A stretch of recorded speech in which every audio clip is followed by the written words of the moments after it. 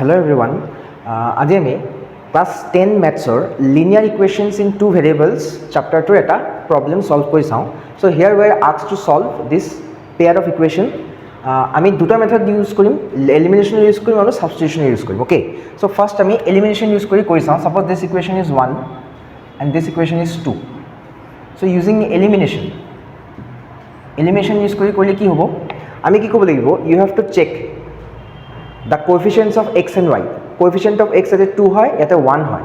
আমি কি কৰিম? এই ইকুৱেশ্যন 1 ক 2 দি মাল্টিপ্লাই কৰিম. ইকুৱেশ্যন 1 টাইমছ 2 যাতে এইটো 2x হৈ যায় আৰু তাৰ পৰা ইকুৱেশ্যন 2 মাইনাছ কৰিম. So what this gives us? 2x plus y, 2x plus 2y equal to 10. এইটো হৈ গ'ল ইকুৱেশ্যন 1 আৰু ইয়াৰ পৰা এইটো মাইনাছ কৰিব লাগিব. 2x minus 3y equal to 4. So subtract it. এইটো প্লাস আছে মাইনাস হৈ যাব, মাইনাস আছে প্লাস হৈ যাব, প্লাস আছে মাইনাস হৈ যাব. This gives us 5y equal to 10 minus 4 is 6 or y equal to 6/5. So this is how we obtain y. Next আমি যদি x ওলাব বিচাৰো, if you want to find out x আমি কি কৰিব লাগিব? So ইয়াতে যদি আমি x ওলাব বিচাৰো তেন কি কৰিব লাগিব? y এলিমিনেট কৰিব লাগিব. ইয়াতে -3 আছে আৰু ইয়াতে +1 আছে. So আমি কি কৰিম? ইকুৱেশ্যন 1 ইনটু 3 কৰিলোঁ, দেন ইয়াতে 3y আহি যাব.